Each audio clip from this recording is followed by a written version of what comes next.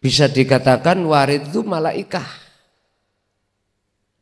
yang Allah utus terhadap diri hamba yang dikehendaki untuk mendidik, mendorong, mengarahkan ruhaniyah jenengan iki dari sisa umur hidup kita, sisa umur ini untuk merapat, mendekat dan bertemu Allah. Di sela-sela jasmani sampan kali kula wala tansa nasibaka, tidak meninggalkan apa bagian dunia. Di situ. Sedangkan warid minasyaiton itu disebut nafsu.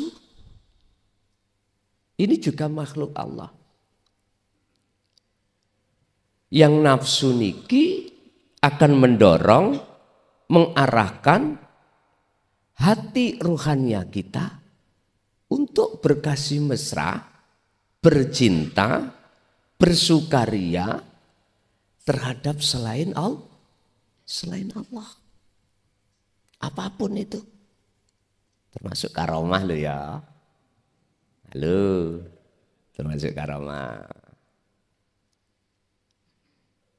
Bapak Ibu, khusus malam hari ini kita akan membahas warid yang Allah datangkan berupa malaikah. Malaikah ya makhluk yang tujuannya adalah mengusir penjajah ruhaniah jenengan, pembelenggu ruhaniah jenengan, yaitu nafsu. Sebab selama ini kita tidak terasa ruhaniah kita itu sebagai ruhaniah yang tidak merdeka, bergantung terhadap selain Allah. Nyun sewu. Kadang-kadang kita bergantung terhadap duniawiyah A misalkan. Kalau nggak ada A, iki gak bahagia aku, gak selesai masalahku.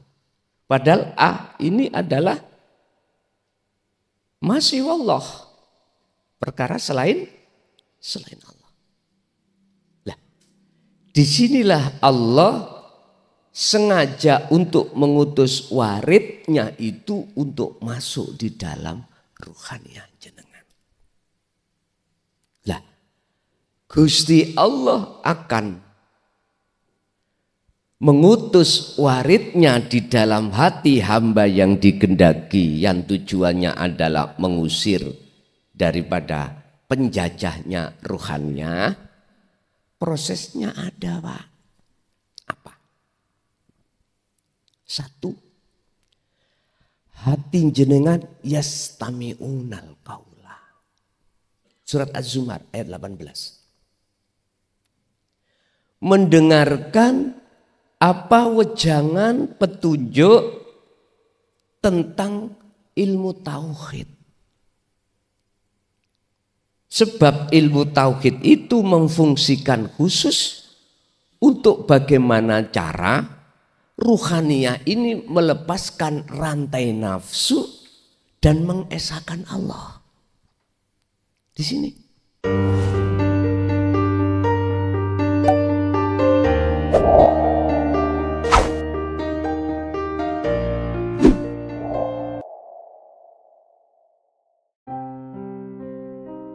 Assalamualaikum warahmatullahi wabarakatuh.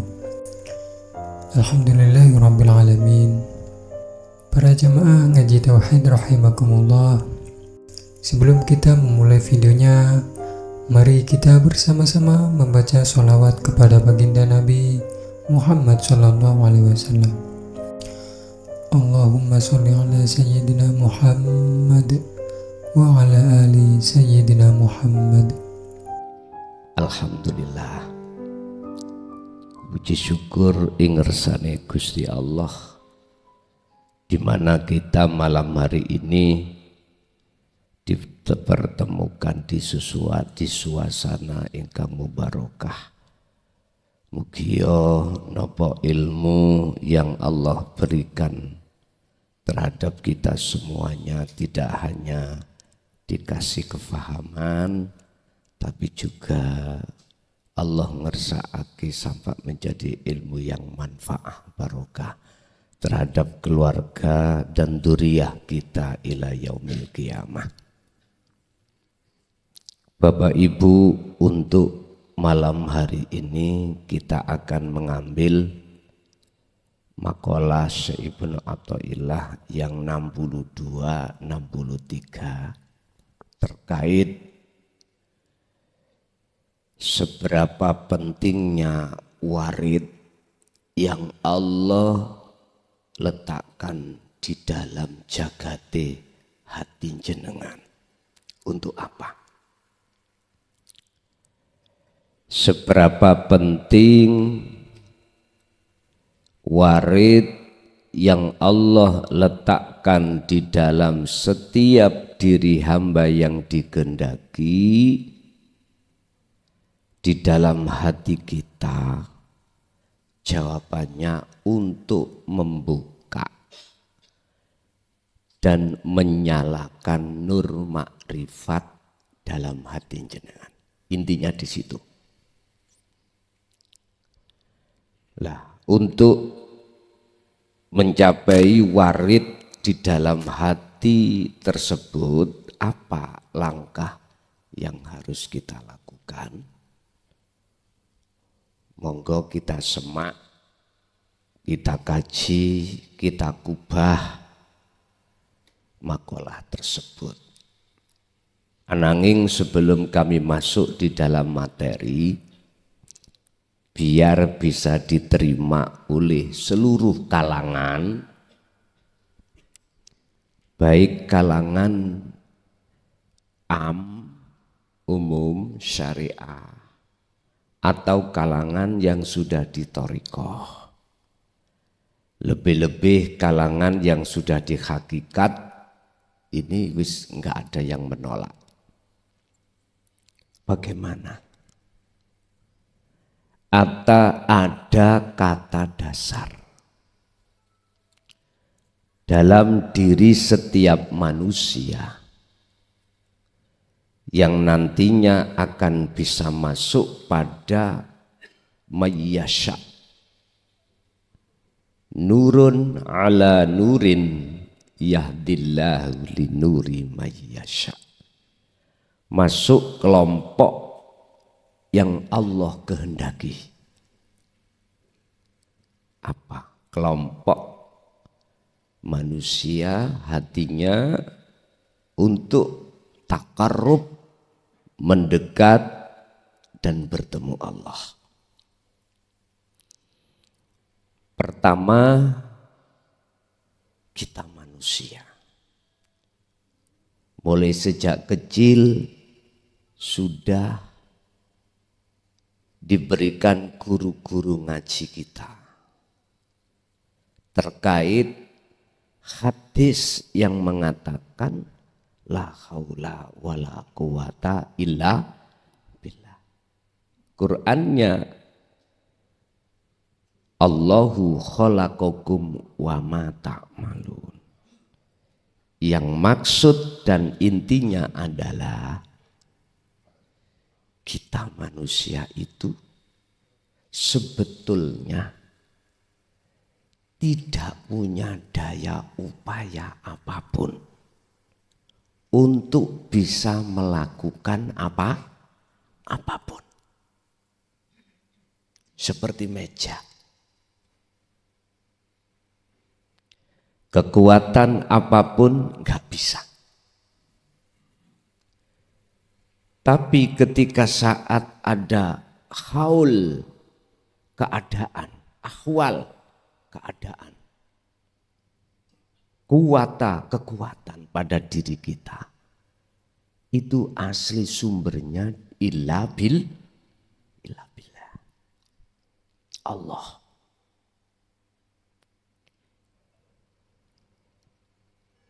Kita akan sadar di dalam maksud hadis ini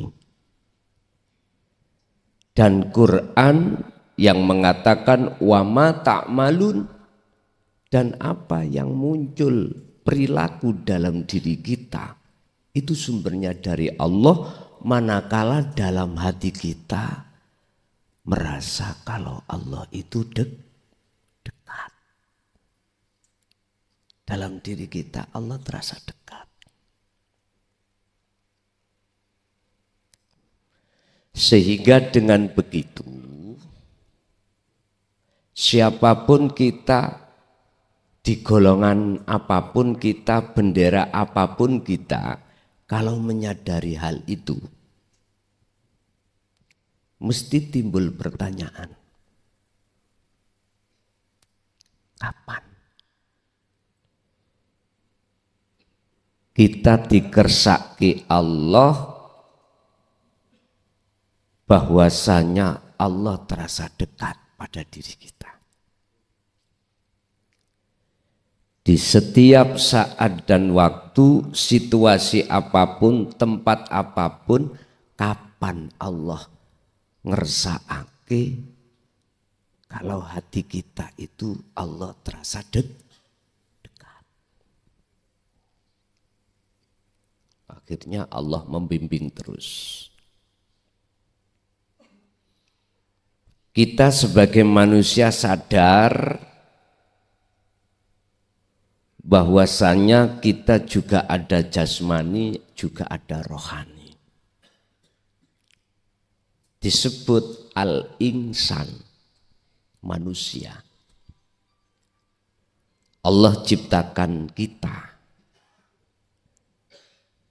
tidak hanya dari rangkaian jasmani, tapi juga rohani.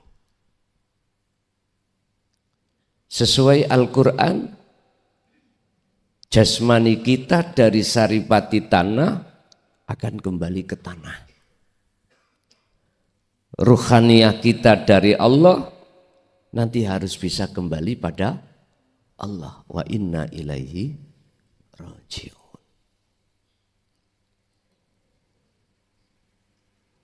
Ini semuanya manusia harus sadar.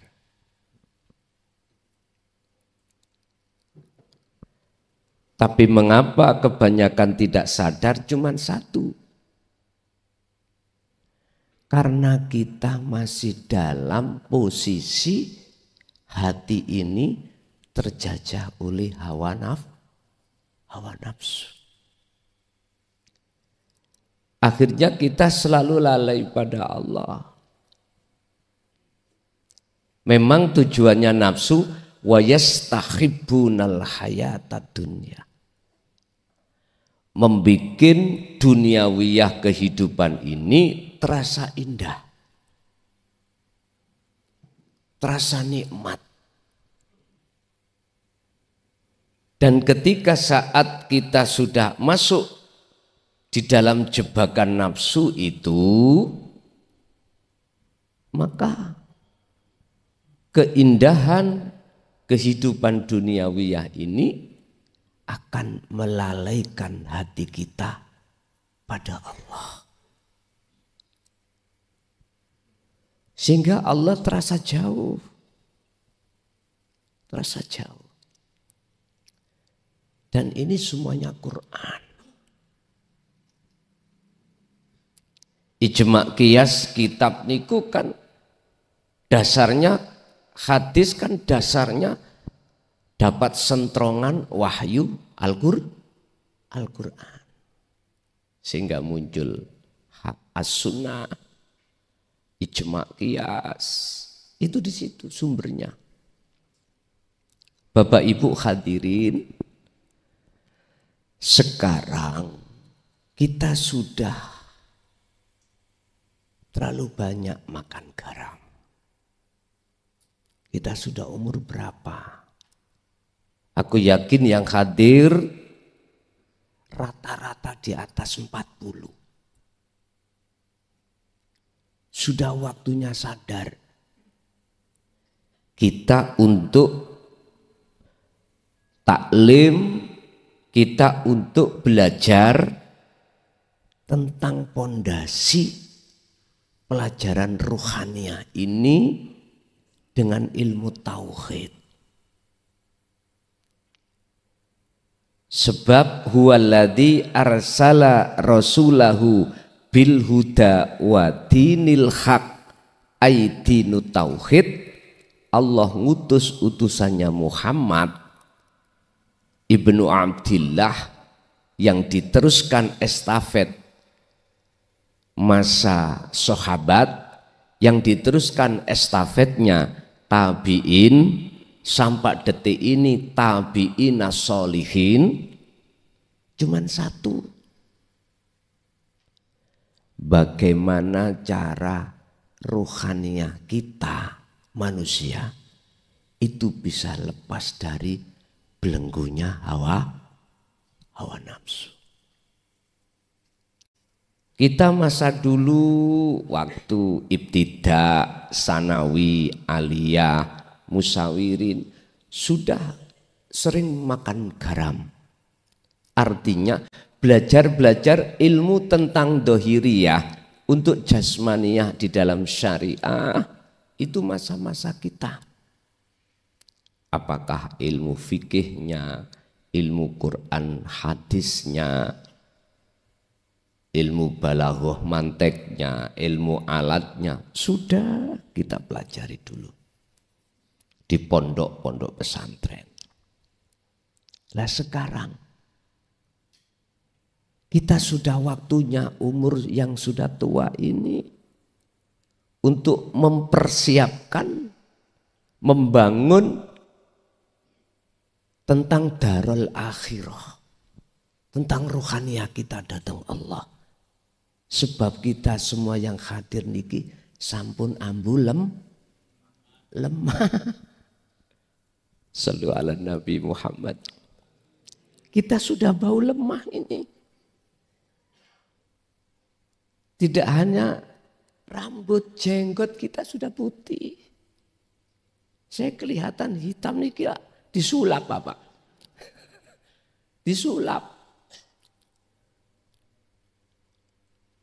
Dalam fikih ada yang memperbolehkan, ada yang enggak. Terserah sampean milih pundi.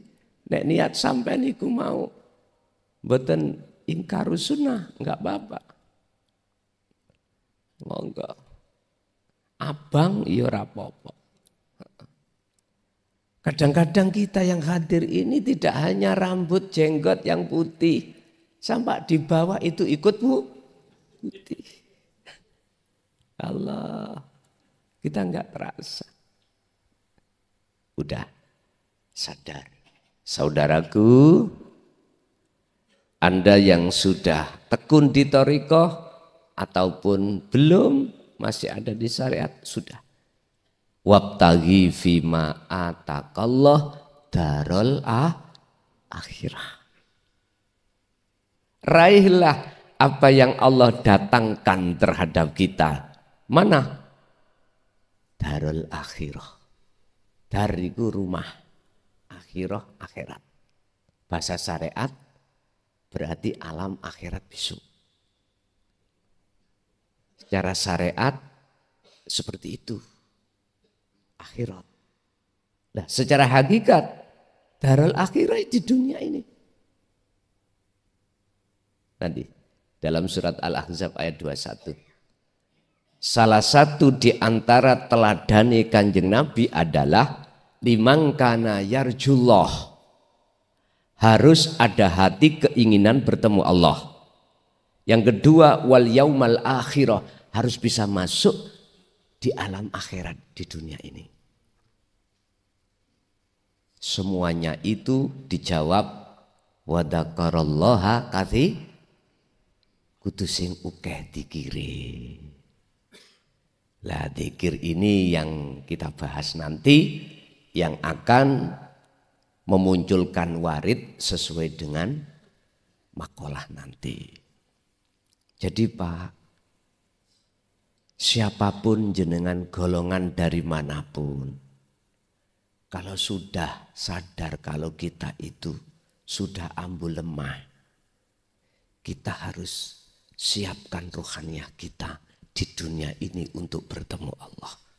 Sebab nanti kata Allah, khasirul ladina kadzabu biliqaillah. Celakalah bagi seseorang ketika saat di dunia dia tidak mau atau mengingkari untuk bertemu Allah.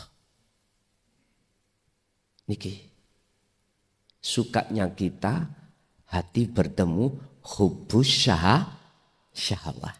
Kalau sudah di situ akan menjadi hubbud dunya. Niki wis pewarah.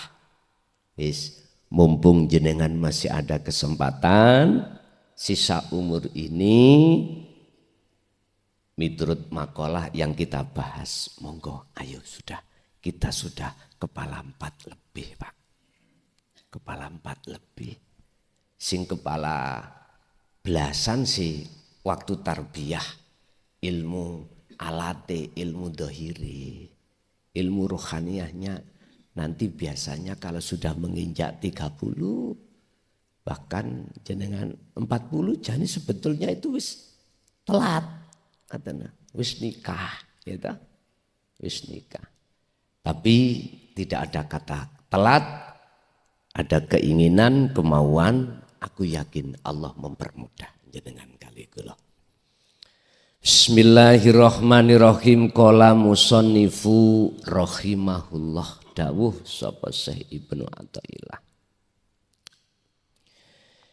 Innama aurada angin pestine ngarepake sapa Allah. Laka maring sira ngarepake alwarida ing warid. Warid niki Pak, syarae niki ada 2. Apa sih warid itu? Beliau Syekh Ibnu Athaillah mengatakan warid itu ada 2 dalam hati manusia. Warid itu bisa diartikan khotir, bisikan. Ini utusan Allah. Ada warid minallah, ada warid minasyaiton. Iki. Cirine warid minallah niku mendorong hati jenengan untuk takarub datang Allah. Untuk mendekat sehingga hati ada rasa kalau Allah itu dekat. Walaupun belum bertemu. Bisa dikatakan warid itu malaikah yang Allah utus terhadap diri hamba yang dikehendaki untuk mendidik, mendorong, mengarahkan ruhaniyah jenengan iki dari sisa umur hidup kita, sisa umur ini untuk merapat, mendekat dan bertemu Allah. Di sela-sela jasmani sampean kali kula wala tansa nasibaka, tidak meninggalkan apa bagian dunia. Di situ. Sedangkan warid minasyaiton itu disebut nafsu. Ini juga makhluk Allah. Yang nafsu niki akan mendorong, mengarahkan hati ruhannya kita untuk berkasih mesra, bercinta, bersukaria terhadap selain Allah. Apapun itu. Termasuk karomah lo ya.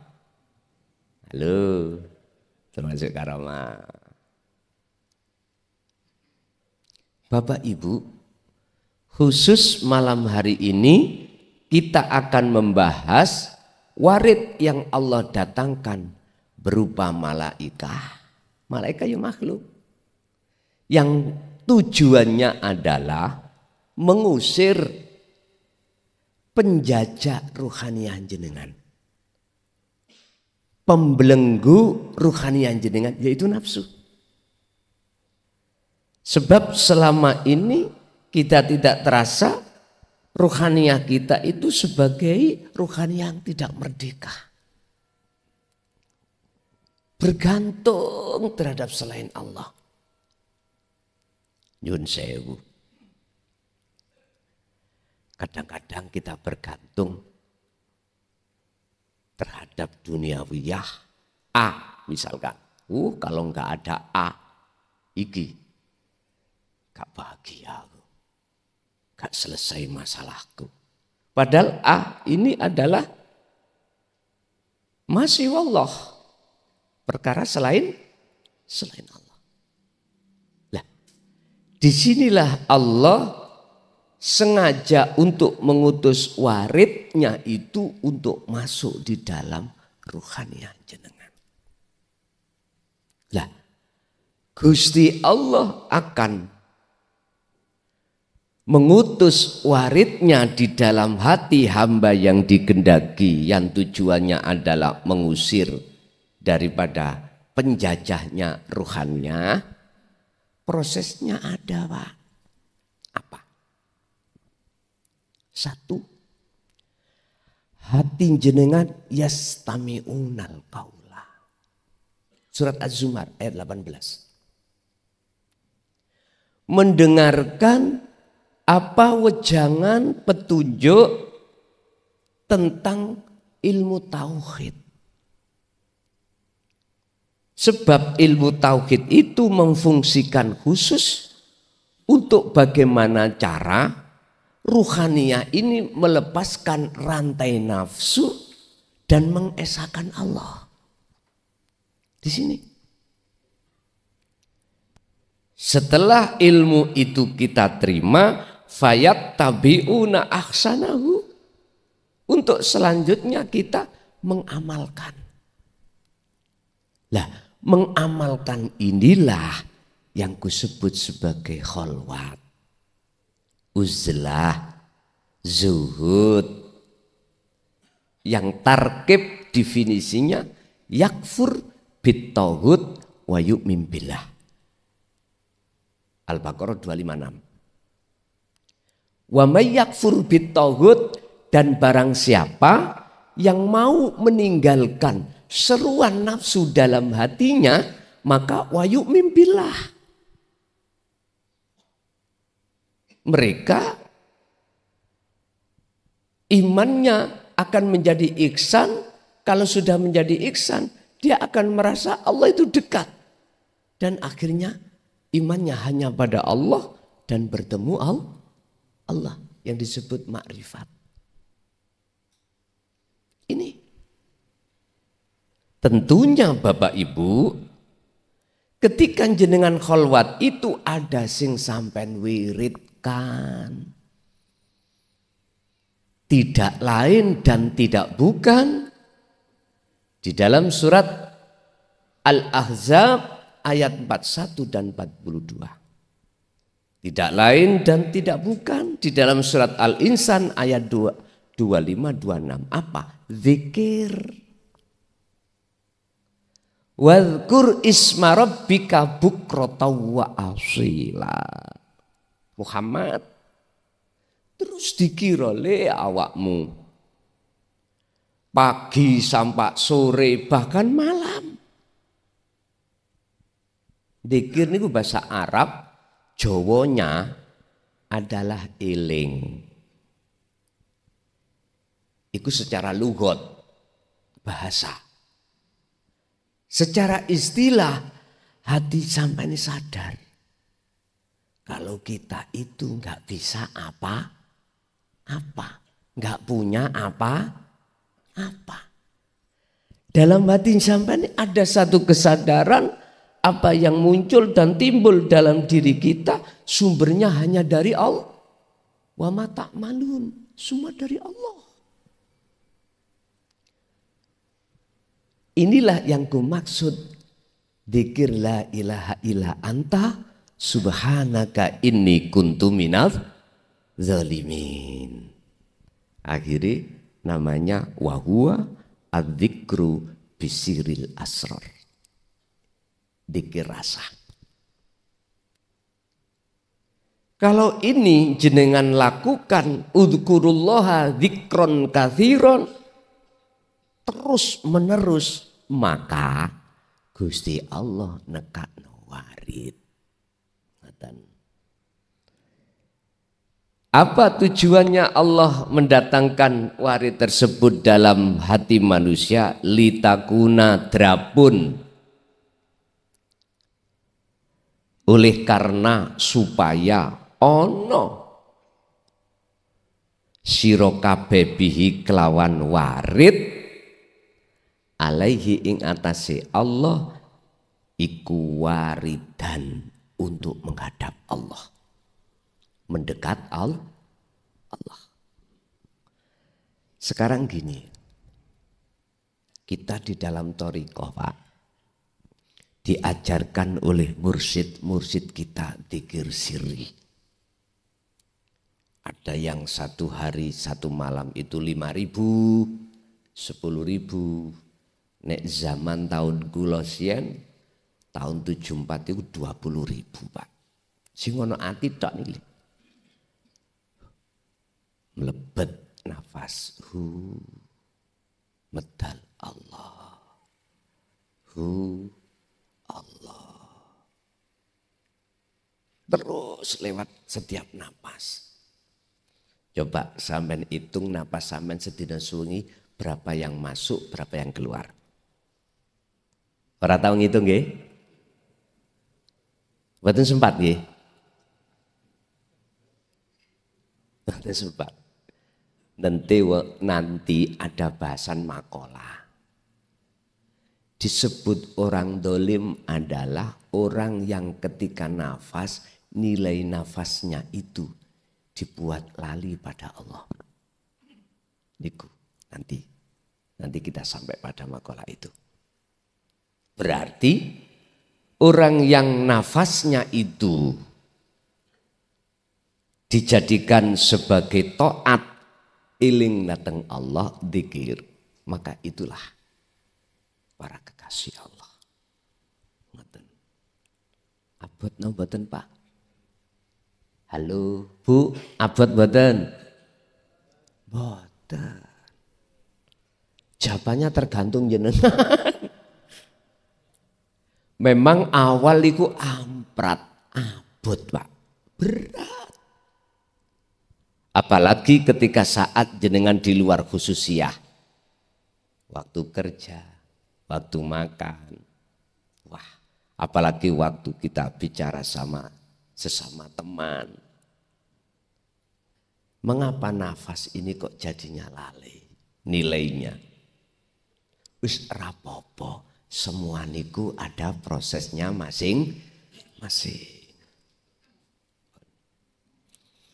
Allah mengutus waridnya itu supaya jenengan iku bisa madhep dengan benar pada Allah. Kita akan menghadap kepada Allah dengan benar manakala penghalang hati ruhaniah kita itu disikap Allah. Penghalangnya ya nafsu niku Pak. Alladzi yuwaswisu fi sudurin nas minal jinnati wan nas. Nafsu itu selalu membisikkan dalam dada kita, menyerukan supaya ruhaniah kita itu memandang makhluknya. Contoh, sapa sing ngaji? Klason. Iki contoh kecil mawon. Klason iku sing ngaji. Loh, nafsiku dorong di situ. Supaya jenengan iku ngimani apa yang muncul tuntunan ini dari makhluk klason.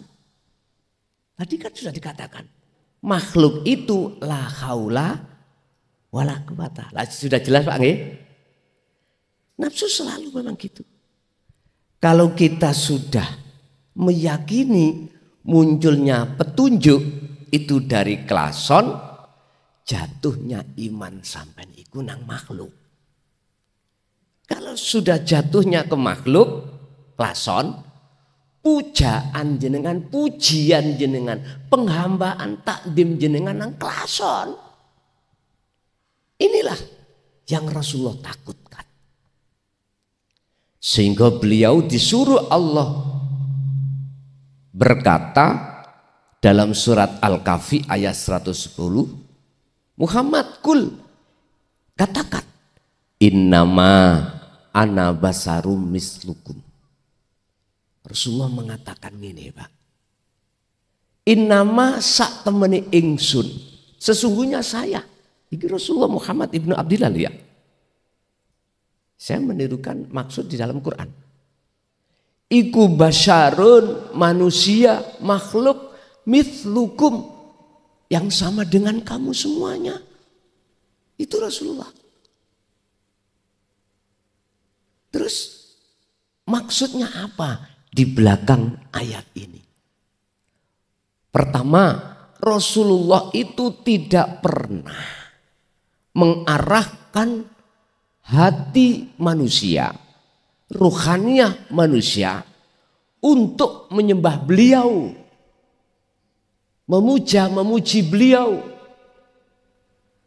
Justru beliau itu menyuruh terhadap rohaniah kita sebagai umat untuk menyembah, memuji apa yang beliau puja dan beliau puji. Sampai terus ayat tadi. Ilahukum ilahu wahid. Disuruh untuk memuji, menyembah pada Tuhanmu, yang Tuhanmu itu ilahun wahid, Tuhan yang Maha Esa.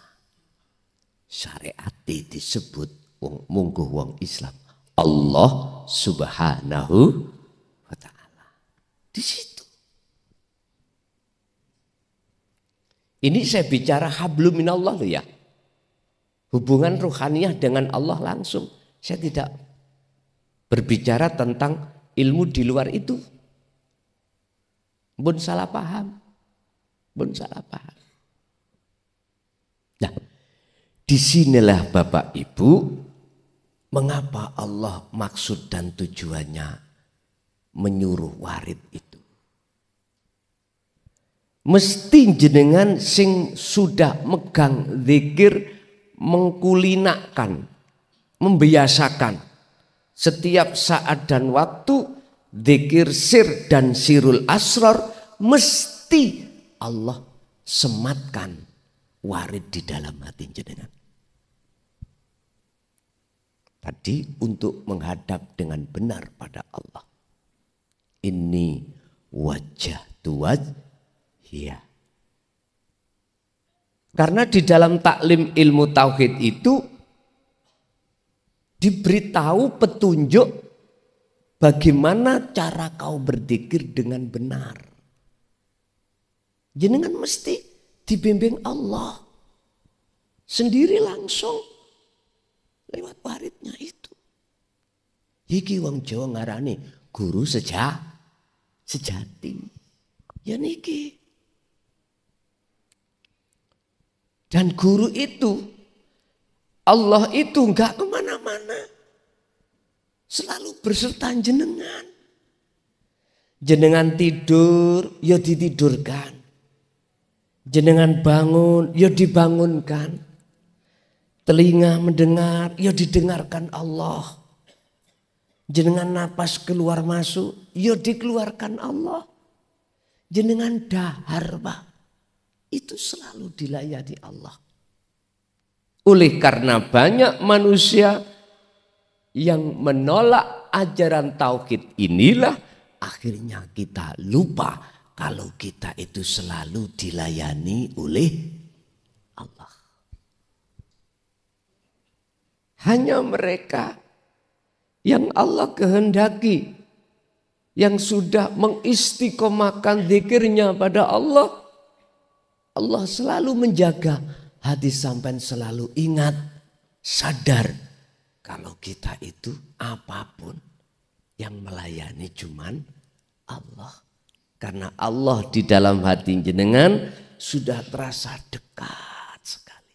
Makanya Rasulullah ketika saat tausiah di depan sahabat itu, tiba-tiba ada malaikat Jibril rawuh yang berupa anak muda bertanya terhadap beliau, Muhammad, ma huwa al-Islam, al-iman, al-ihsan. Wis kula tak menjawab al-ihsan aja dulu. Iman, Islam sudah jelas. Iman itu, ihsan itu adalah anta budallaha ka'annaka lahu taro. Ketika seorang hamba itu menyembah, beribadah, apapun Pak, ibadah murni atau tidak murni loh ya. Murni sholat, zakat, puasa, haji, baca Quran, atau ibadah-ibadah keagamaan. Ini murni. Yang tidak murni, dengan kerja, makan, minum, apapun itu. Ketika Anda melakukan itu, hatimu itu seakan-akan bisa melihat wujudnya Allah. Itu pertama. Fa'ilam takun taro, apabila dalam dirimu tidak bisa melihat wujudnya Allah, maka kau dalam hatimu merasa kalau kau selalu dilihat oleh Allah. Lihat oleh Allah. Karena dalam hatimu Allah terasa dekat. Kalau sudah Allah terasa dekat, disitulah dalam hati jenengan rindu untuk bertemu Allah. Ada kerinduan Pak. Kerinduan yang menggelora, kadang menangis. Jenengan saat sholat menangis. Saat ngaji Quran menangis. Saat kerja menangis. Apapun hati menangis. Saking rindu nih. Cuman di situ belum Allah buka belak hijabnya di alam kefanaan. Dalam makalah lain, Syekh Ibnu Athaillah dawuh, la tatruk adzikra. Walaupun li hudurika, li adami hudurika ma Allah bihi, walaupun kau belum ada kehuduran, ketemu pada Allah, hatimu itu sudah terasa dekat Allah itu, jangan kau tinggalkan zikir ini. La tatruk adzikra, jangan kau tinggal. Istilah bahasa batu Pak. Oleh karena batu ini atos banget.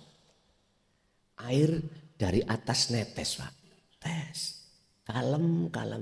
Lama. Bolongnya lama. Tapi jangan berhenti air ini untuk menetes. Nanti ada waktu yang ditentukan pasti bolong. Coba sampai ndamel tesis, damel air di rumah batu, terus ada air sampai teteskan terus 24 jam. Nanti pasti bolong. Apalagi batunya itu welus atau apem, kewampang nambahan gitu. Hati kita itu hati yang membatu. Manusia kebanyakan. Terus gitu aja. Terus la tatruk adzikra li adami hudurika ma Allah bihi. Jangan pernah kau tinggalkan zikir itu sekalipun belum bisa bertemu Allah.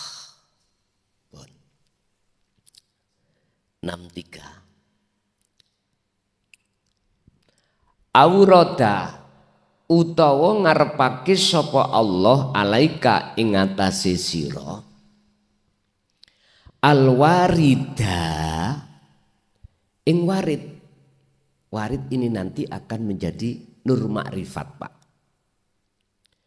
Apa maksud tujuan Allah menghadirkan warid di dalam hati jenengan?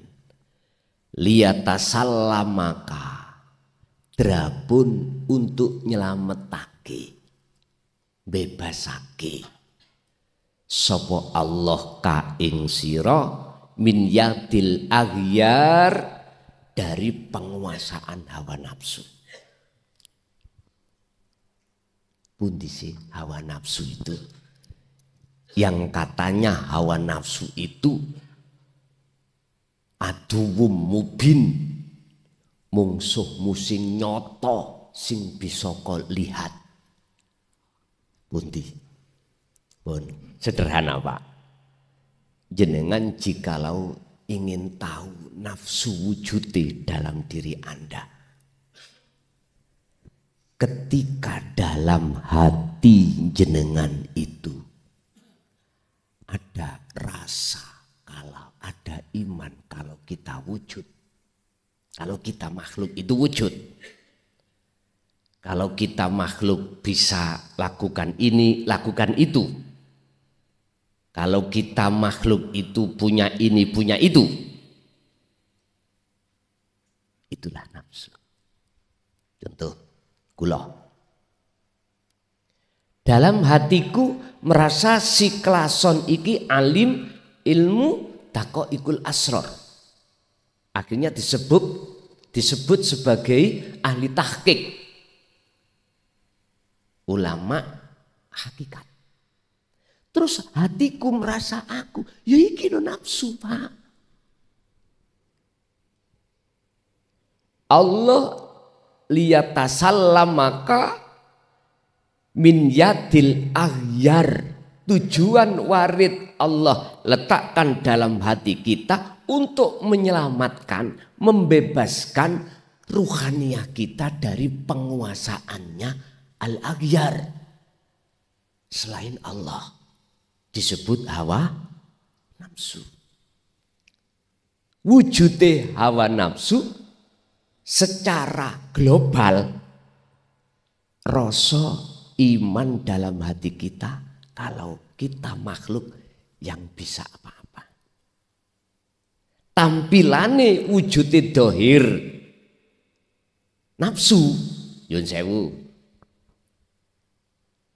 minan nisa aurijal wal banin wal banat konatiril mungkontoroh, garwa anak dunya brono.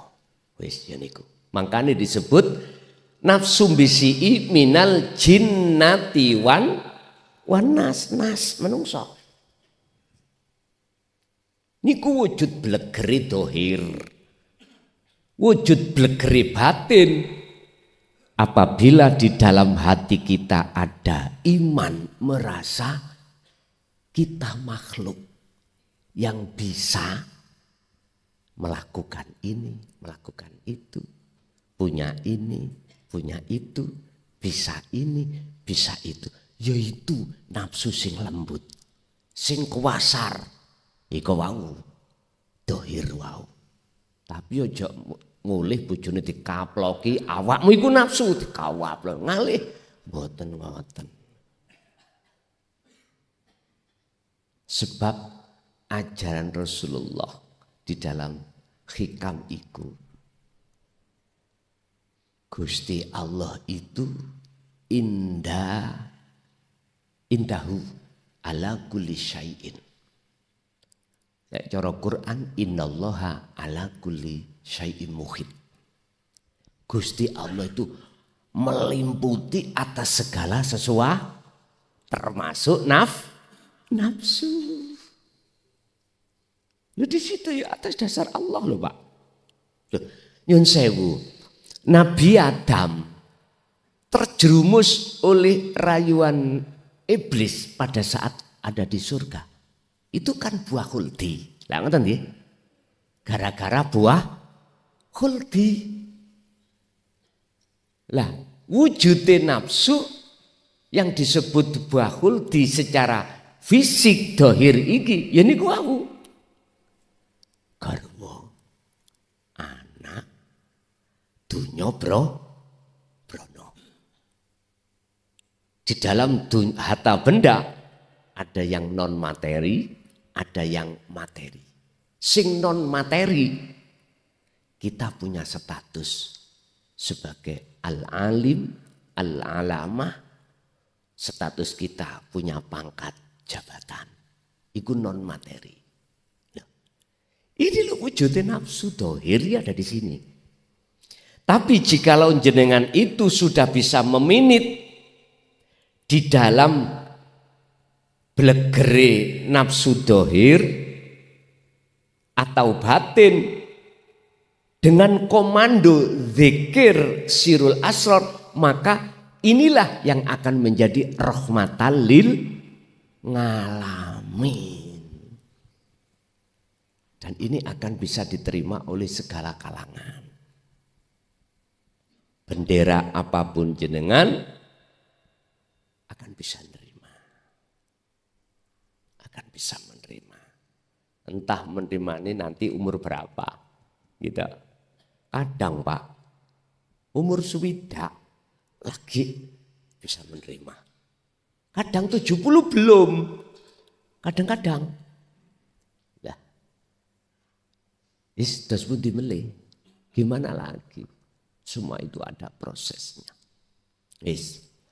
Kalau Allah memang menyelamatkan tujuannya, ruh sampean iku dari pengaruh-pengaruh gebyare hawa nafsu gebyarin dunya iki, maka tolong bab masalah dzikir Allah sudah katakan dalam surat Al-Baqarah 256, faqatistamsaka bil urwatil wusqa lam fisomalaha. Gecoki rapet. Carane gecoki rapet, dzikron kathiron. Perbanyak ilmu, ilingnya, ingatnya hati pada Allah. Pun niku. Fasabbihuhu bukrata wa asila. Jikalau kemasukan lagi gambar wujud selain Allah dalam hati, sucikan lagi dengan cara dzikron kathiron lagi. Udah.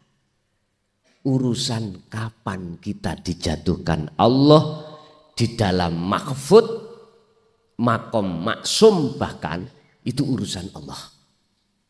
Jenengan kali kula cuman ikuti saran Allah, yaitu dzikir diperkuat. Siapa yang semakin kuat dzikirnya, cahaya makrifat ini akan semakin menyala. Menyala Pak. Bapak Ibu, kebanyakan hati manusia itu dikatakan gelap pada Allah itu karena nur makrifat belum menyala. Mesti gelap. Artinya hati jenengan ini menuduh selain Allah itu wujud. Dengan begitu kegelapan itu akan terjadi pada diri kita, nggak akan nyata wujudnya Allah bagi kita. Inilah yang Allah katakan dalam surat Al-Baqarah, fi qulubihim maradum fazadahumullahu maradha.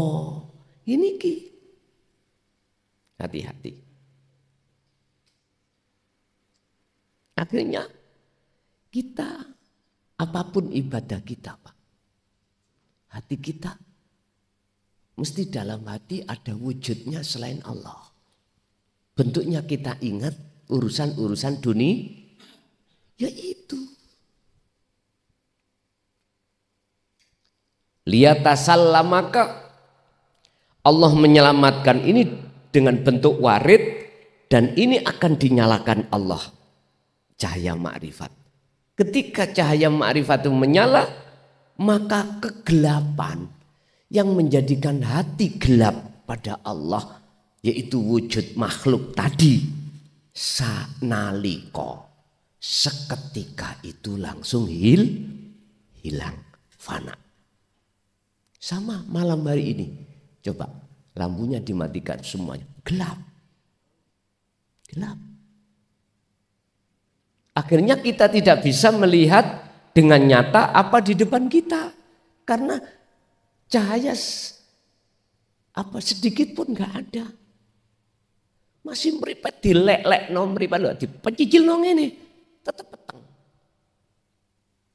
Padahal sudah diterangkan dalam satu makalah beliau Syekh Ibnu Athaillah, al-kaunu kulluhu zulmatun minal mukawwanat.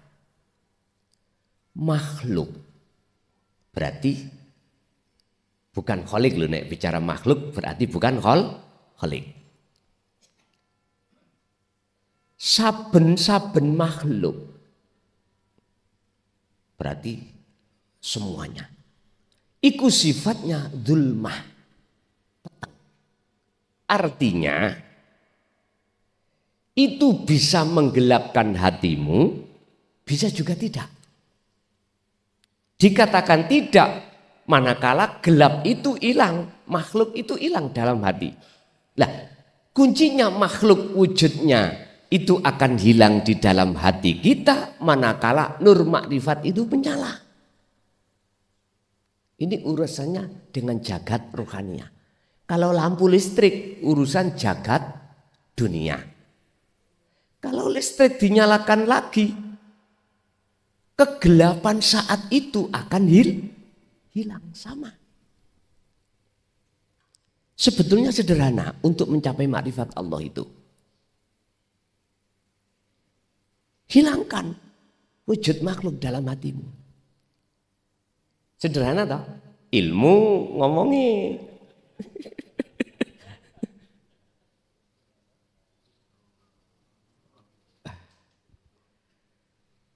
Bundelan nih Pak, ikut nur makrifat. Kalau nur makrifat itu menyala, saat itu juga keakuan jenengan dari wujudnya, dari sifat irodah, kudrat, ilmu, hayat, sama, basar, kalam, musno, fana semuanya.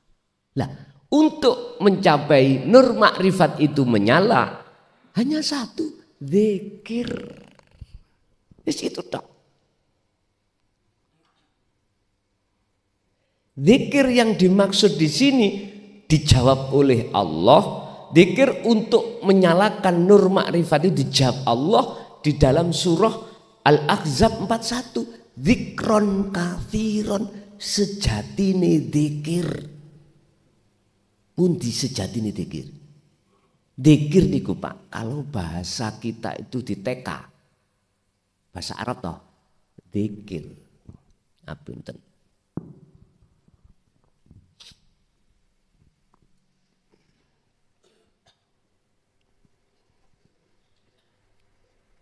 Amit.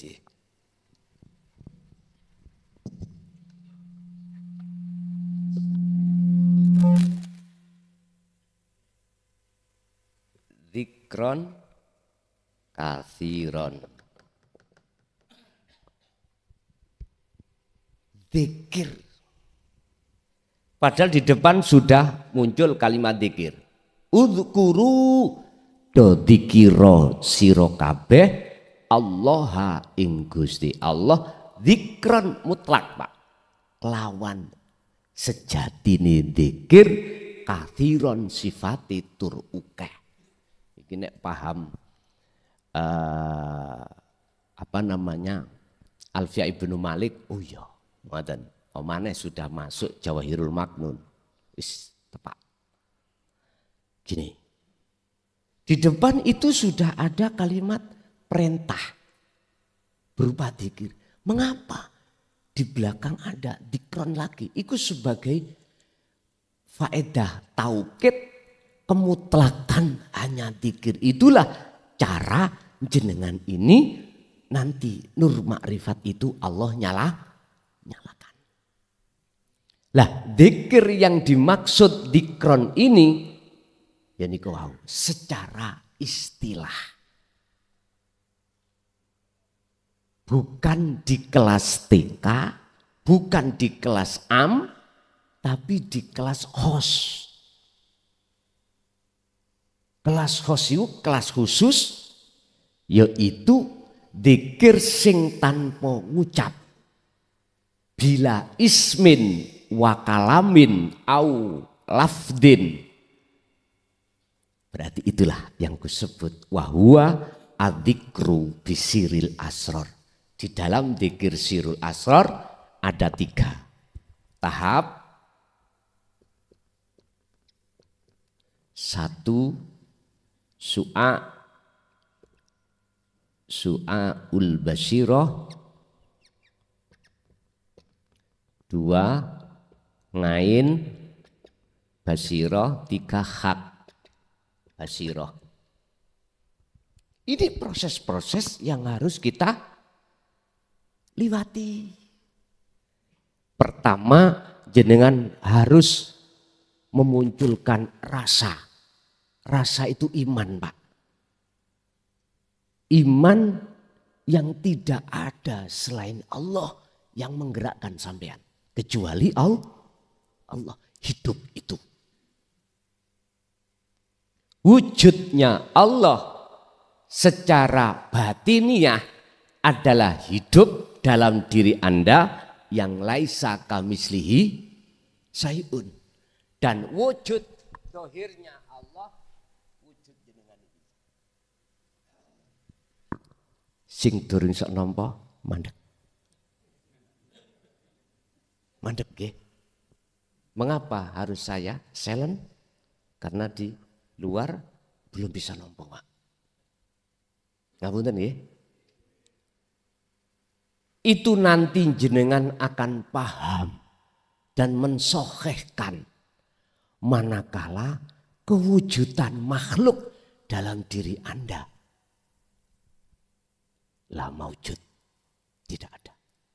Untuk mencapai zona, di situ zona fana, kita harus terus berzikir tadi, su'aul basyirah tadi.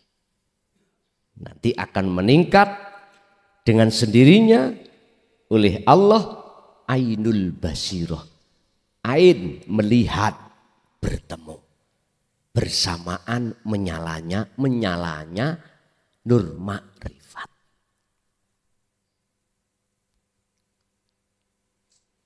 Nur makrifat menyala, maka diri Anda enggak ada. Makhluk wujudnya, kita makhluk, nama makhluk. Ora enek.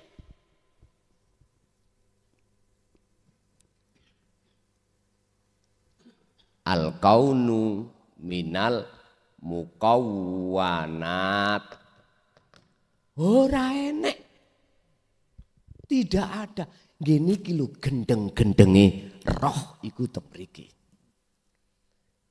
Kersa jenengan nek gendeng monggo. Nek gak wani gendeng, ya terserah. Bukan gendeng ngomel-ngomel ning dalan iki lho Pak ya. Bukan.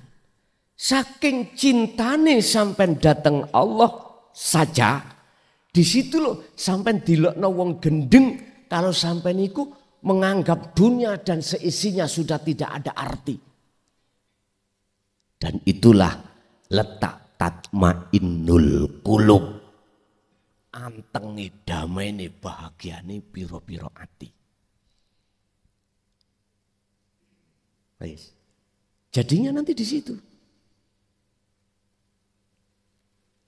Bapak Ibu hadirin rahimakumullah. Mengapa tentang ajaran ini selama ini ditutupi di tengah masyarakat umumnya, khususnya umat Islam? Mengapa? Sudah 14 abad Pak, terhitung sejak kewafatan beliau Sayyidina Ali karramallahu wajhah. Dihitung 14 abad, berarti 1400 tahun. Mengapa demikian?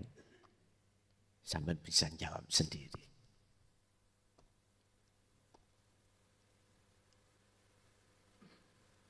Gak mungkin Pak.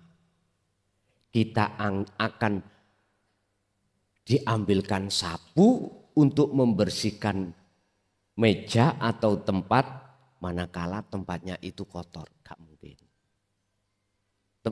Manakala tempatnya tidak kotor. Munculnya sapu sebab tempat itu kotor. Apa sebab? Asbabun nuzulnya ayat yang mengatakan huwaladzi arsala rasulahu bil huda wa dinil haq. Niki nek jenengan umpami belajar tentang Quran, tidak hanya ilmu alatnya saja loh ya, tapi sampai balaghah mantiknya paham. Nanti akan ketemu ayat itu sebab-sebab mengapa Allah menurunkan ayat ini. Karena posisi hati kita kotor. Hati kita menjadi budaknya hawa nafsu. Ini nafsu iku ngalimi pol, Pak. Apakah nafsu iku gandolin jenengan ojo salat, ojo ngaji? Mboten, malah dikongkon. Disemangati jenengan. Tapi dengan catatan kalau kau nanti alim, kau harus merasa yang alim kamu. Itu nafsu. Enggak boleh dalam hati sampean itu lepas bukan aku yang alim makhluk, tapi yang alim adalah Allah yang menguasai dirimu. Enggak boleh, nafsu enggak memperbolehkan. Nyun sewu, enggak usah doa-doa. Saya setiap hari mesti diperintahkan untuk memberikan tausiah tentang khusus babakan ilmu tasawuf. Loh, dikira nafsu mboten angkruk-angkruk ana kuno ah. Nyun sewu Pak, kula kene ansal mesuh kula pisui. Nek ansal kula mesuh nafsu itu ku pisui. Mesti ndorong ning ati kula dikongkon ngakoni kula niki. Yang menyampaikan son akonono awakmu sing jelasno itu. Selalu ngoten, Pak.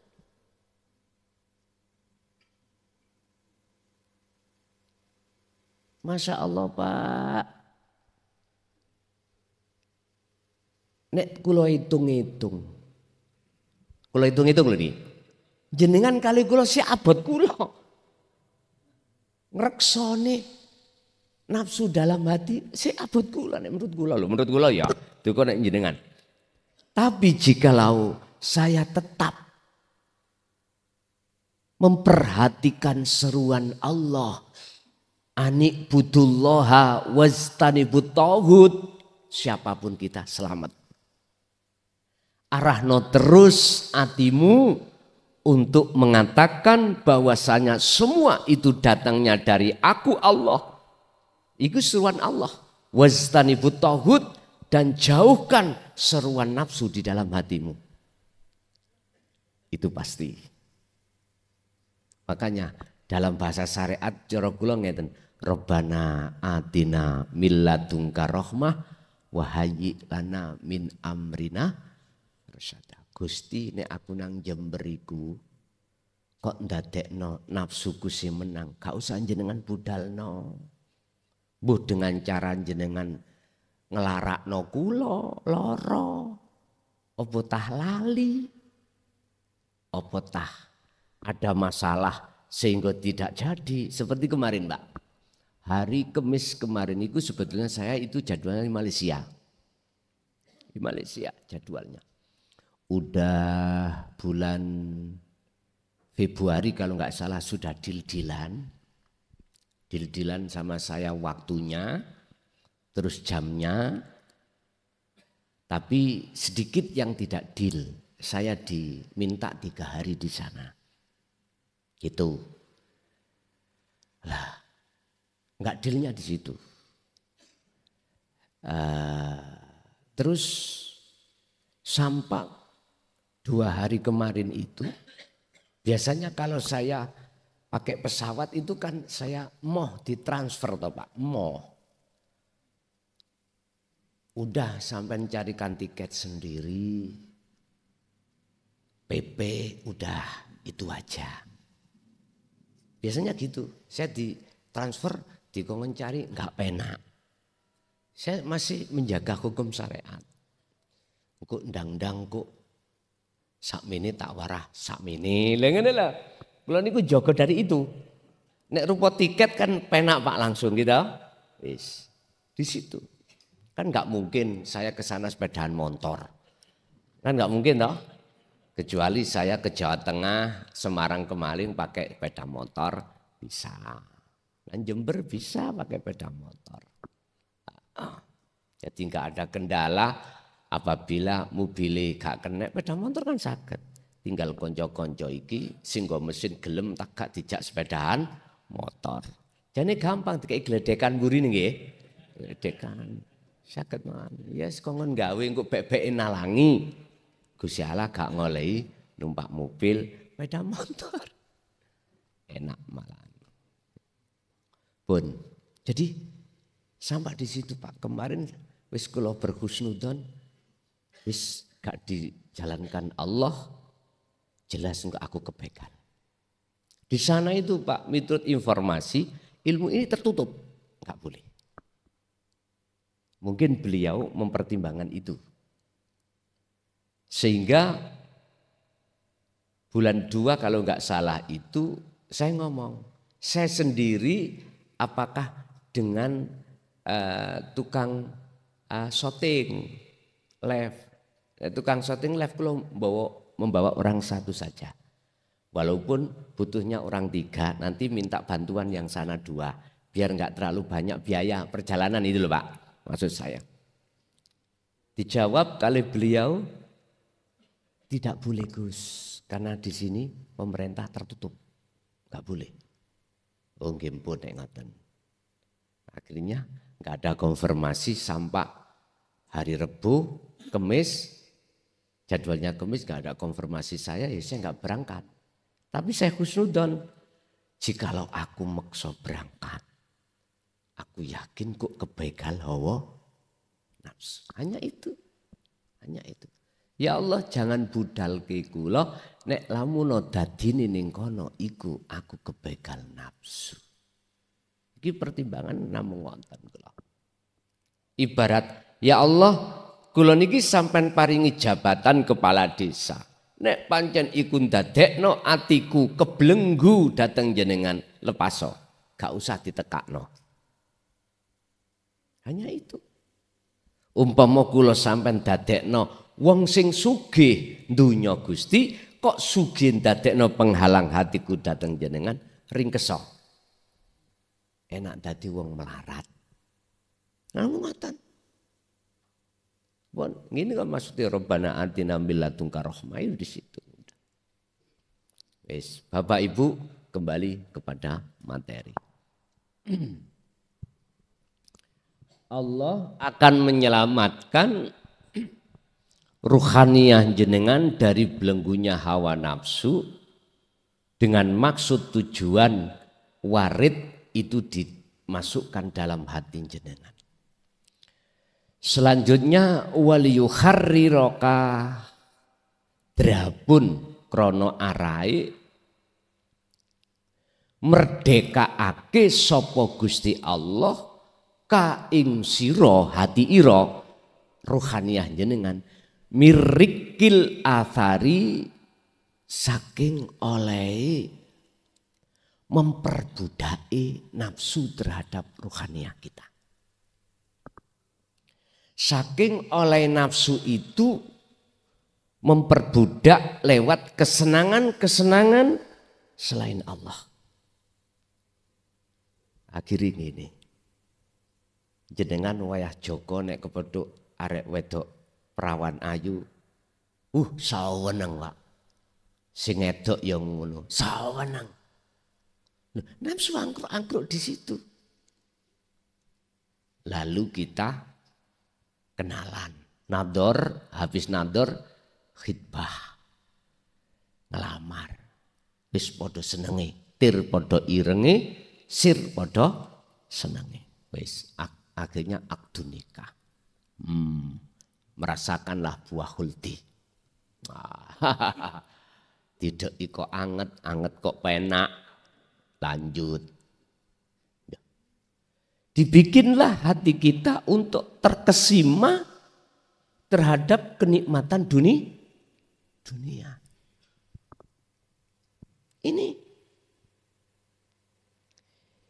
Inilah cara nafsu membelenggu kita. Lagi kita dapat jabatan. Entah jabatan tentang apa. Yang jelas siapa yang menduduki jabatan ini, dia akan dihormati banyak orang. Contoh, di dalam instansi pemerintah. Yun sewu. TNI Polri yang sudah punya titel bintang perwira di atas perwira, sak ngandap-ngandape mesti hormat. Gini mboten? Kita dipengaruhi nafsu supaya gila dengan pangkat bintang itu. Seneng Pak. Udah segala apapun urusan dunia dengan mudah Pak jenengan dapatkan. Dengan mudah. Mudah sekali. Sak jeplai omong. Sebab bawaan sampean nek gak nganut sampean, nek gak hormat dicorek. Di cancel, gak dilulusno. Yo kayak cilik kopral terus. Lah ngeluh nggih ngeten iki. Ngeluh. Lu tenan Pak. Makanya kalau sudah mendapatkan titel itu sampai urusan dunia gampang mawon. Contohnya kula di rumah dititipi Gusti Allah pangkat kepala desa Melati 1. Niki nek cara pangkat itu Melati iki perwira sudah iki. Nyun sewu, golek duit gampang. Luas tuh perusahaan yang berdiri di atas wilayah saya tak ultimatum. Aku butuh ya duit iki wulan iki gedene 100 juta. Kalau gak kok kei, bahasa kula kan nyilih. Lah ngono ah. Bahasa halus niku asine moh nyaur. Bahasa halus Pak itu. Enggak punya uang 100, saya butuh bau banget iki. Desa mau ada acara pengajian. Nah, alasane ngoten Pak.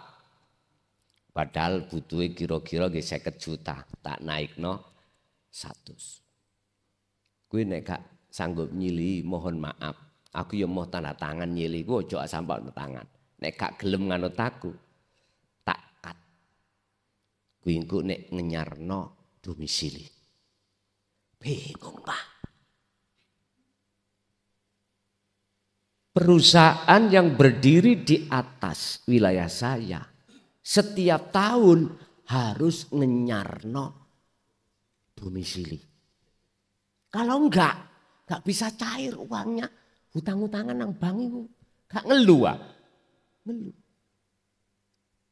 Gara-gara stempel alih tanda gampang nggih? Gampang. Nek sampean iku wis duwe jabatan iku, gampang golek duit. Wis orang jualan tanah.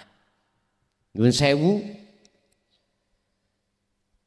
Tanah sing yang belum sertifikat.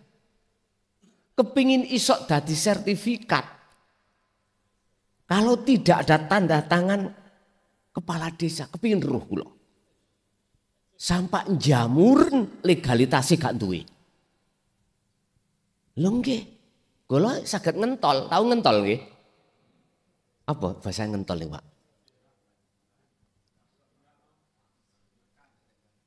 Nekan. Kok dol pira? Wonten sing 200 juta. Ya 10%. Nek gelem ya tandangane, nek enggak ya enggak. Mampus njenengan. Gampang nggih? Gampang. Dadi engko nek digoloki alasane wangel. Ngaji wonge ngene awan turu wis gak iso. Kira-kira gak bundeli ya sampean. Bundeli. Makanya wis bener pemerintah ini menjebak undang-undang gratifikasi. Akhirnya kayak seopa. Apa sih gratifikasi itu? Itu tadi. Jadi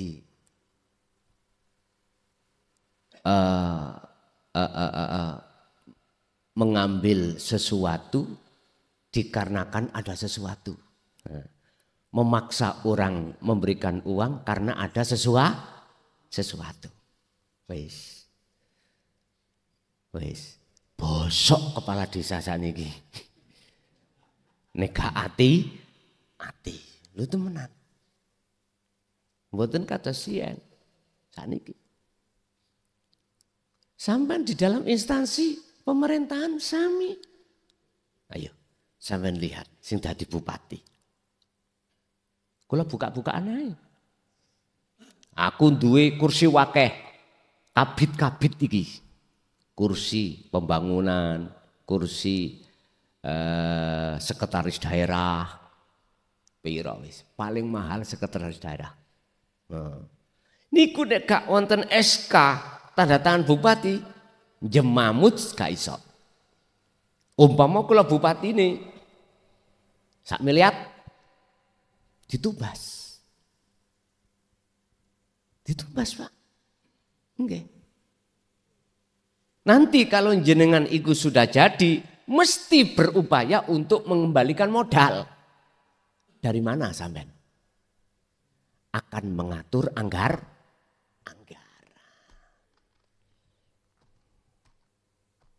Bagaimana Indonesia rakyatnya akan makmur. Pimpinan niku sok kemalan ngunu. Mboten saged. Mboten saged. Sing gak iso dipajek iku oleh bupati kepala desa. Mboten saged. Karena jabatan politik. Bukan lurah, nek lurah nggih mohon maaf. Lurah niku kan PNS. Kalau kepala desa kan SNES. Jabatan politik karena dipilih oleh masyarakat. Cuman tetep sing gawe SK iku bupati. Ngoten. Ya rada sendika dawuh lho. Nek dipajak dhuwit gak. Ya wis kongkon dukung. Lho ngoten niku pendukungane. Apa maneh Pak? Ini kan musim-musim politik ya toh. Biasa. Laku lama. Ya mesti toh Pak, motor mogok. Ya kudu disurung. Lah nek wis muni, lah lapo adik diso? Nek iso ditinggal. Iku kan nasib-nasib kita kan gitu. Pun. Ketika saat kita itu mendapatkan jabatan itu. Dikai kesempatan nafsu dalam rohania kita untuk ngaku-ngaku. Kalau kita sudah terjebak pengakuan yang punya jabatan itu saya, apa? Satu, saya akan takut kehilangan jabatan. Itu pasti nih Bu. Siapapun kita pasti. Karena tidak merasa semua itu titipan. Justru malah kita HI. Dalam hati saya meng-HI. Ya niku jadinya boleh. Lah, sekarang biar indah, ya hukum syariat dilakoni, hukum hakikat tidak ditinggalkan. Artinya, sertakanlah hukum syariat ketika terjadi itu dengan hukum hakikat. Gambarannya bagaimana?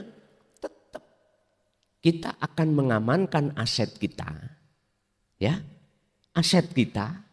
Karena secara syariat kita yang berupaya, berusaha, ikhtiar sampai terjadi adanya aset.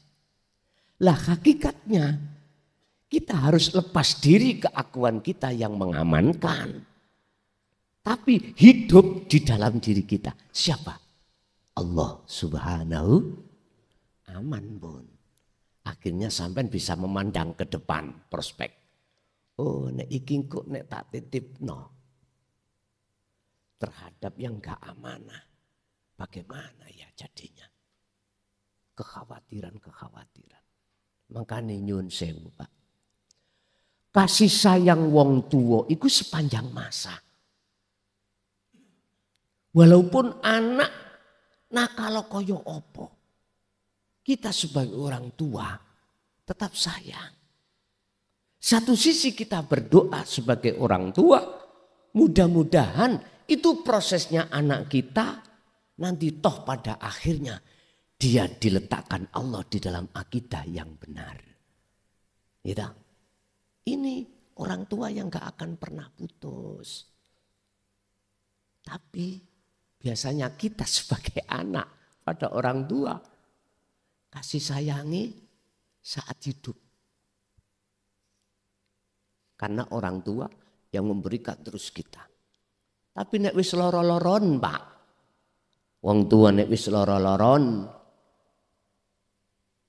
Satu pengharapannya anak. Kalau ini sagete ngomong ini karena banyak pengaduan pada anak-anak yang pada saat itu wong tuane loro ngeprok. Tahu ngeprok nggih? Nising ning kasur, anu ning kasur. Iku lho gak hitungan tahu 3 bulan anak terasa capek. Capek rambut wong tua. Padahal kita di kandungan itu berapa bulan? 9 bulan lebih. Setelah itu kita lahir, kita sebagai bayi neseng ngeprok, nuyuh ngeprok, wong tua gak ana pegele. Ada sakitnya, kita cari dokter sampai sehat. Berapa tahun itu? Ayo. Tidak kita suruh kerja. Sampai akil balik kadang-kadang tidak kita suruh untuk wis tanah biar bapakmu yang bodoh, kamu harus jadi orang yang pandai, yang mulia, mondok ona. Sekolah sing dolang ngoten nggih. Wis biar bapak mesisan bodoh ya, Bu. Gak mungkin diwalik wong tua itu. Wis bapak cai pinter, akmu goblok kok. Gak ada. Gak ada, Pak. Begitu jenengan jadi guru harus begitu. Kamu harus bisa nyalip saya. Jenengan jadi mursyid harus memberikan motivasi terhadap jamaah ketika zikir wajib nyalip makrifati pada saya. Misalnya saya ada di fana, kamu harus di kamil. Jikalau saya di kamil, kamu harus ke maksum. Wajib. Wajib Pak. Ojo sampai wedi dadi mursyid disalib kemakrifatane oleh kudu bangga Pak. Ojo malah gak oleh nyalip. Ojo. Jangan. Berlakulah seperti orang tua. Makanya di dalam kitab Ihya Ulumuddin Imam Ghazali ketika melihat murid itu tidak dianggap murid. Dianggap anak. Mengapa demikian? Supaya kealimannya, kemakrifatannya melebihi daripada guru. Rahasia ini tak tutuh sampean. Sampean buka Al-Ahzab 4142 atau surat Al-Insan 2526. Itu kuncinya. Dzikron kafiron. Pun. Nek angsal kula duduh nih. Tapi engko wong wedok gak oleh, wong lanang gak oleh salah paham lho. Tinggalno bojomu, tinggalno anakmu, tinggalno penggaweanmu, wis kholwaton ing jero kamar dhewe. Ojo gembul menungso. Dikira terus 24 jam. Itu caranya untuk mencapai kemaksuman di situ. Wis. Nanti kalau sudah terlatih dengan sendirinya Pak. Jenengan iki wis gak iso putus. Walaupun sedetik. Sak nafas gak iso. Walaupun jenengan tidur pun gak iso. Putus dari Allah. Lah nafas kan sik melampah. Walaupun jenengan tidur. Loh akal enggak kan enggak eling Gus. Tak ngono nggih. bahas masalah dzikron kathiron itu tidak ada hubungannya dengan akal. Khusus ruhaniah jenengan. Di situ. Makanya kalau boleh kula ngomong, wujudi roh iku ya nafasmu iku. Wujudi nafasmu ya Allah iku. Niki kalau jenengan sudah masuk di dalam keahatan Allah. Saya kisah bingung. Waduh, kok iso? Wis, empun dianu, empun dipikir teman-teman. Empun estu, sampean abaikan aja dulu. Nanti aku yakin seiring berjalannya jenengan dzikir langsung Pak Gusti Allah bimbing jenengan untuk ke situ. Engko lah sampai akhirnya ngomong ini, oh bener omongan arek gendeng iki kok. Engko akhirnya wis ta, siapapun panjenengan mesti ngono. Nabi Musa, mengapa ketika saat berguru terhadap Nabi Khidir kok protes? 3 kali toh itu protesnya. Akhirnya terjadi perpisahan. Karena saat itu Nabi Musa melihat makhluknya, belum bisa melihat Allahnya. Akhirnya protes nang Nabi Khidir. Waktu bocori kapal, dahilokno. Apalagi ketika membunuh anak kecil. Terus lagi yang terakhir mendirikan, membangun pagar yang doyong. Padahal kaum di situ tidak menghormati Musa dan Khidir waktu datang. Nah, di dalam Nabi Musa merasa nabi. Tadi nabi punya kedudukan, kok gak dihormati. Bedodok Pak Adini. Ngapunten Mbah Yai kalau wau kula mboten asun jujuk, mengapa aku langsung leye-leye duduk nonggone teng mriku. Aku cek gak koyo Nabi Musa. Ngapunten Kang Kathah. Saking khawatir kula nafsu itu merupokasi kula. Kalau ke asalam wis biasa, bludus wis biasa. Ngapunten estu ngapunten, bukannya saya tidak mau dinak-nakne, enggak. Cuman saya menjaga. Wong perintah Allah, salat kunuson. Ya udah. Ya harus salat di situ aku. Makanya dengan berat hati saya minta izin terhadap jenengan. Wow, ngapunten ini kata. Bapak Ibu hadirin jamaah rahimah. Kesimpulan, jenengan sampun dididik tentang tauhid. Lebih-lebih tentang bagaimana cara menyalakan nur makrifat. Hanya jenengan mendikirkan sirul asrar dengan didorong boleh dengan dikir sir terus menerus. Itulah nanti akan menyalakan nur makrifat. Kalau nur makrifat itu sudah menyala, maka detik itu juga wujud diri kita, makhluk siapapun itu sudah tidak ada. Sehingga tinggal wujudnya Allah. Buka di dalam sifat salbiyah Allah. Sifat wajib salbiyah ada 5. Di situ ada wahdaniyah. Iki wujud dhahiri Allah. Makna sawiji artinya menungso sak jagat makhluk. Si dia nggak ada yang sama. Wis gak usah kita ngomong ke luar. Di pendopo, di pondok ini. Situ endi sing padha. Ora enek. Mosok ya gak krasa kula ngomong-ngomong. Wis itu nanti akan memahamkan jenengan. Seiring berjalannya jenengan dzikir. Lalu nek wis iki nyala cahya makrifat, jogonen terus dzikir itu supaya lampu itu tidak padam. Dari 220 biar tidak turun 110.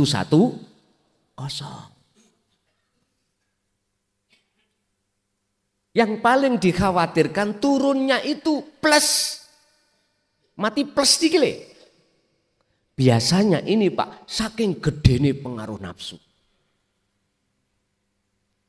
Tapi ketika seseorang itu sudah pernah dinyalakan Allah cahaya makrifat, maka disitulah sudah dikatakan sebagai Habibullah atau Auliaullah, kekasih Allah. Mesti Allah itu akan menarik jenengan lagi ketika saat ruhannya sampai ini terbelenggu oleh nafsu. Mesti ditarik lagi. Iki biasa nih Pak. Kita masih ada di golongan makfud. Yang di makfud itu musyahadatul fana. Musyahadatul fana ini kemakrifatan sampai ini sedikit. Makanya bahasa Habibullah itu adalah predikat status yang Allah berikan pada hamba. Bukan hamba pada hamba, bukan. Apa sebab? Ali Imran 31 Allah katakan, Kul in kuntum tuhibbunallaha. Kul in kuntum tuhibbunallaha fattabi'uni. Muhammad katakan, jikalau umatmu itu betul-betul ingin mencintai aku dengan benar, suruh ikuti dirimu. Akhir Rasulullah jawab, fattabi'uni, ikuti aku. Mana yang harus kita ikuti secara rohaniah datang Rasulullah?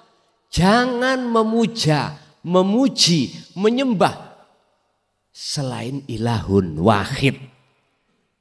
Jangan menyembah terhadap yang tidak disembah Rasulullah.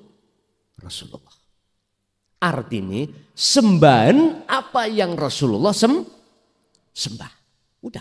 Pujilah apa yang Rasulullah puji. Pujalah apa yang Rasulullah puja. Dan Rasulullah satu kata tidak pernah mengarahkan umatnya untuk menyembah beliau. Jikalau beliau itu makhluk. Enggak pernah. Justru malah yang ada Rasulullah mengatakan, aku iki podo mbak awakmu. Podo makhluk manusianya. Sifatnya la haula walaku quwata. Yes. Kalau sudah mengikuti beliau, apa jawabannya dalam ayat?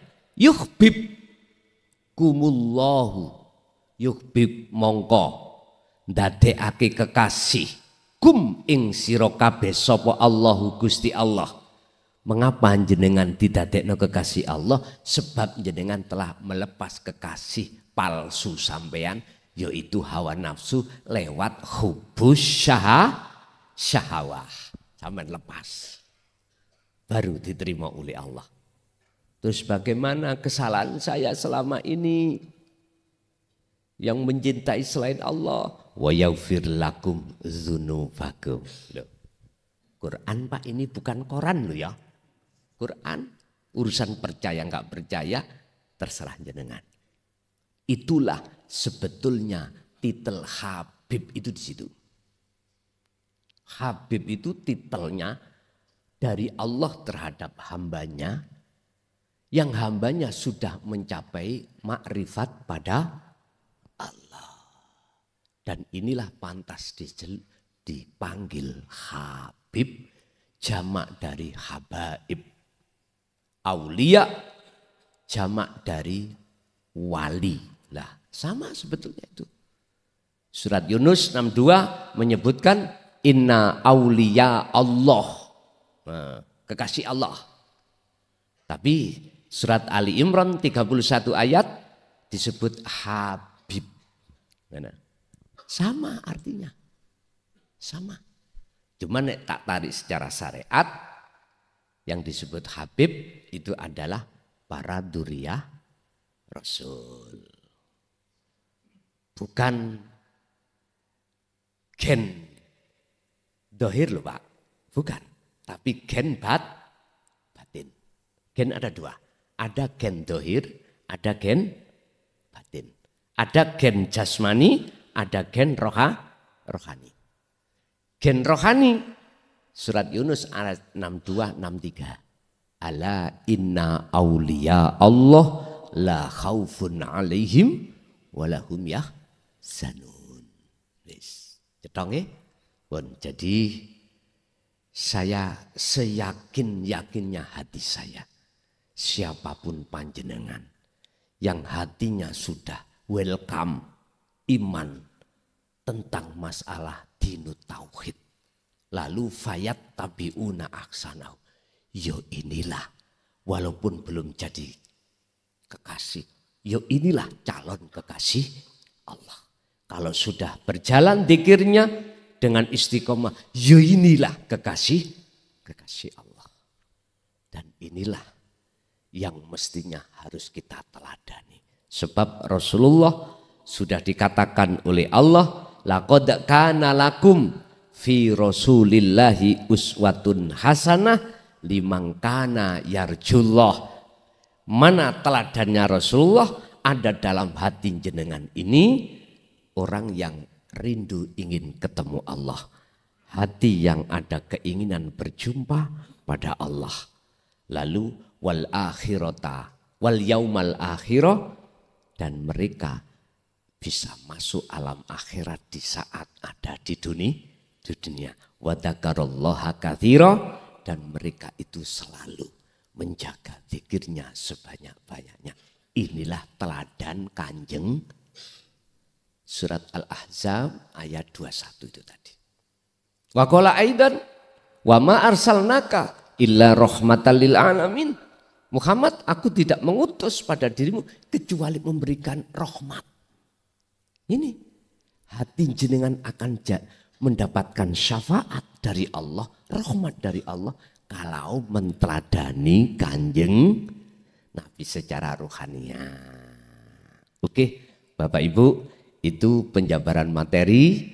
Untuk selanjutnya kita masuk pada session tanya jawab, dan atau para masyayikh senior menambahi isi materi tersebut. Monggo kula aturi.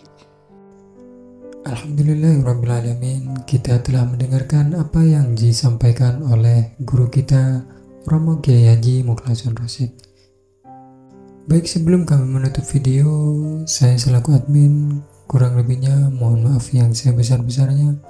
Akhirul kalam wabillahi taufiq wal hidayah. Wassalamualaikum warahmatullahi wabarakatuh. Semoga kita diperkenankan oleh Allah untuk berjumpa di video selanjutnya. Amin amin ya rabbal